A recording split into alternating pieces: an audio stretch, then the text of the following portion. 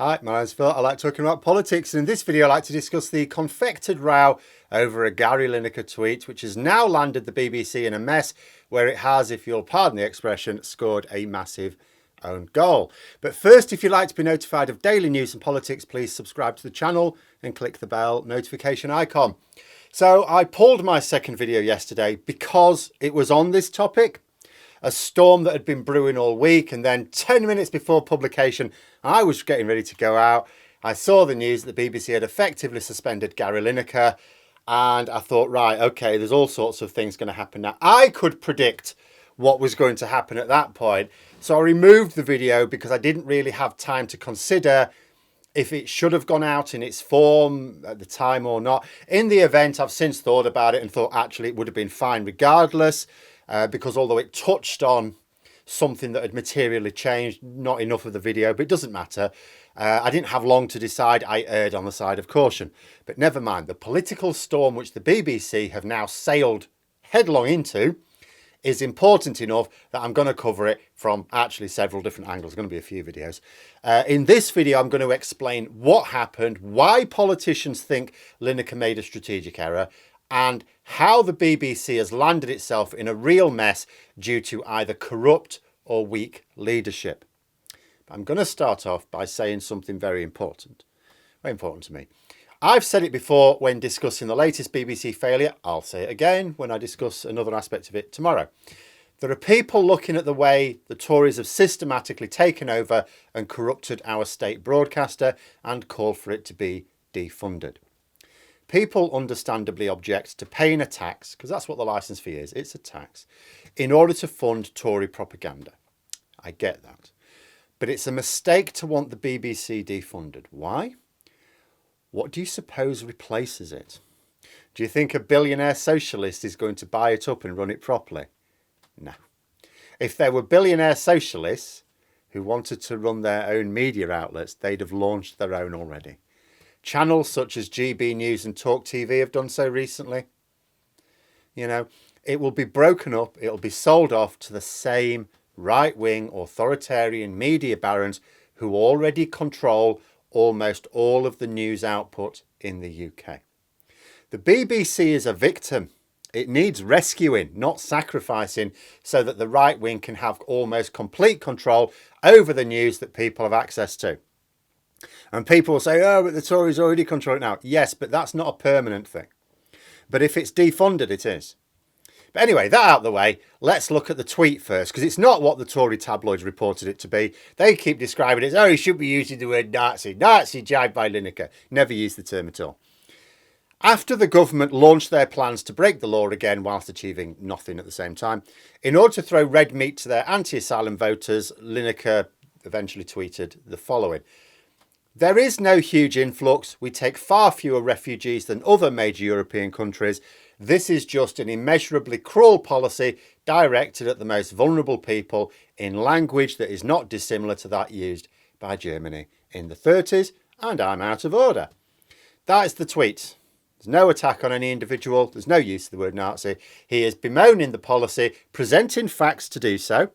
It's a fact that we take fewer refugees than similar countries, and the language being employed by both the government and the Tory media, which he did not specifically name, is reminiscent of not just Germany in the 1930s. If you look at articles from the Daily Mail, this country in the 1930s at a time when they were complaining about Jewish refugees coming to Britain. Now, I will also explain why various politicians opposed to the Tories have said that Lineker went a bit far in this comparison, despite strongly attacking the BBC for its action. For example, Labour has savaged this decision, and yet, one member of Labour's front bench also said he went a little bit too far, and people go, oh, no. Listen. An effective politician chooses every word very carefully when talking about something controversial. A seasoned politician would look at Lineker's tweet and they would say, if he'd missed that comparison off with 1930s Germany, he'd have made exactly the same point, but in a way that the Tory press couldn't twist it.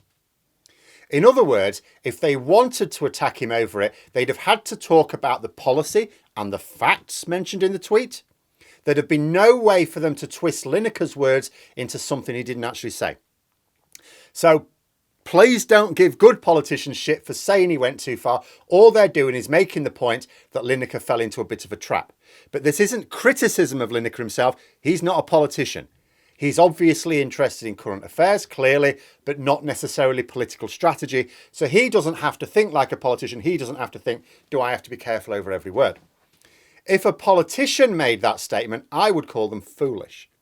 Because that's because a politician should educate themselves in the ways of avoiding, as Kipling put it, having their words twisted to make a trap for fools, or twisted by knaves to make a trap for fools. Knaves, I think, was the Victorian term for Tory fascist. So anyway, what happened was the Tories and Tory media gunned for Lineker. So then you go, well, why Lineker? Because other celebrities said similar things. Why Lineker? Well, let's see if we can work it out, shall we? Beyond the fact that he did make it a little easy for them. Suella Braverman has 120,000 followers on Twitter.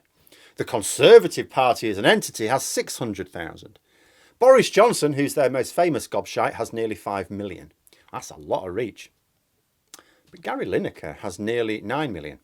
It's a lot close to 9 million now as well. He's gained a lot of followers over the last 24 hours. So for those in the Tory commentators trying to say Lineker's damaged his own reputation, he has gained a lot of followers. But anyway, I don't know the international breakdown of his followers, but that will be millions of people in this country seeing his tweets. He's a very popular man in this country. A lot of people follow him. When he is criticising the government see him as a threat. Of course, sacking him doesn't stop him being popular. He didn't use his platform on the BBC to present his political views. He does football analysis there. So removing him from the BBC doesn't do anything to silence him. Of zero strategic benefit to the Tory media. And I note from the front page of the papers this morning, none of them are crowing now that Lineker's been suspended. They may be somewhere in the pages, I don't know, but on the front pages they're not. In fact, they are continuing to attack the BBC because it's turned into a massive mess for them. When they suspended Lineker, all of his co-hosts, one by one, said that they would not be doing the show either. This is huge. Yes, I know there's a lot of people who don't like football who are thinking, I'm sick of football, thank goodness for that. Well, the football doesn't go away. But it is a big thing. It is a big thing. There's a reason Lineker is the highest paid BBC presenter. The likes of the Mail, the Express, the Telegraph, I don't think they want to crow about Lineker getting suspended, potentially sacked, because he's not going to back down, because that would piss off a lot of their readers. Even though their readers might have disagreed with Lineker's statement, they may be of that mind. They won't care about the statement because he made it on his own personal Twitter account. They will care that Match of the Day is now knackered.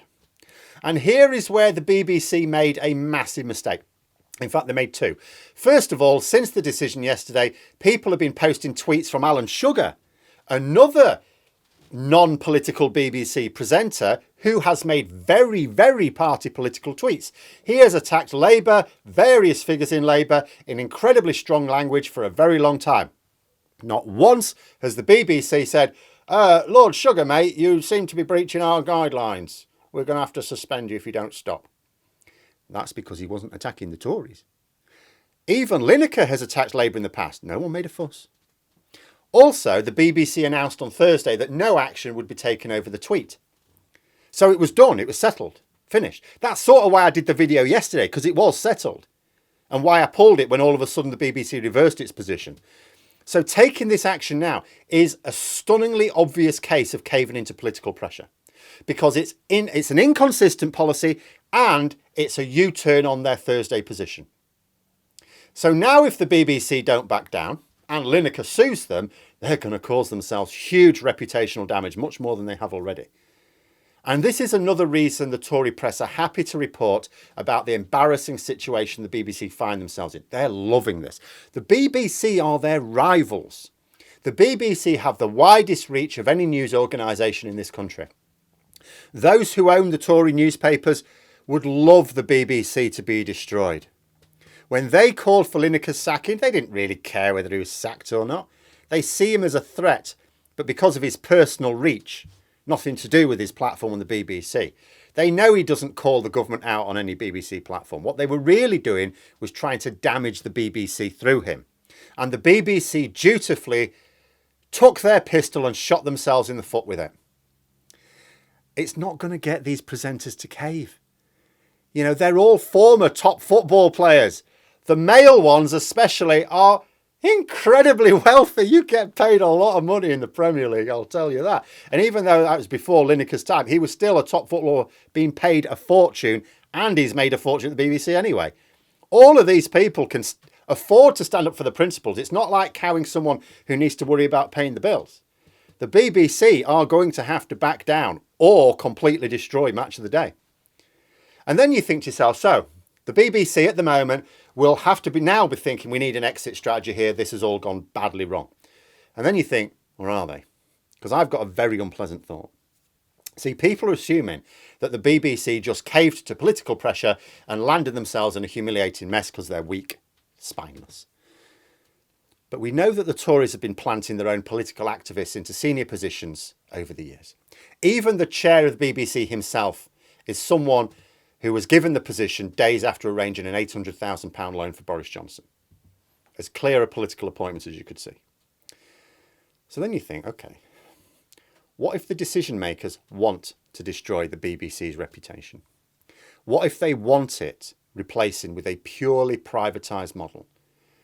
Every media outlet in the country privatised, because they know that not all, but the vast majority of private media organisations will be owned by people who are not only politically aligned with them, but politically active through their media outlets. This looks like a huge mess for the BBC, and for the organisation it is. But what if it's not seen as a mess by those calling the shots? What if it's all going beautifully? This is not my idle speculation either. A Tory MP unwittingly admitted as much. Mark Jenkinson, who's from the troglodyte faction within the Tory party, was yesterday delighting in the prospect that the licence fee might end soon. The Tories want that. They've actually threatened it before. There is honestly a section of the Tory party that wants it. They've pushed for it. So to trash the BBC's reputation is essential because they've tried it before, but it was too popular. So now what they're trying to do is, okay, stop the BBC being popular. Use political pressure to force it to make mess after mess after mess, and then try again to defund it later on. Defunding the BBC, like Brexit, is a right-wing plot that too many people on the left are falling for. But that's what I have to say about the row itself. I've got much more to say on the general subject of the government and the BBC's behaviour this week. One later today, one tomorrow. So many angles to look at this, and I think they're all important. Bound to come up in this evening's stream as well. But until then, those are my thoughts. Let me know yours in the comments below. I hope you found the video interesting. If you did, please click the like button. And if you'd like to support the channel further, the join button for memberships. And until next time, I'll see you later.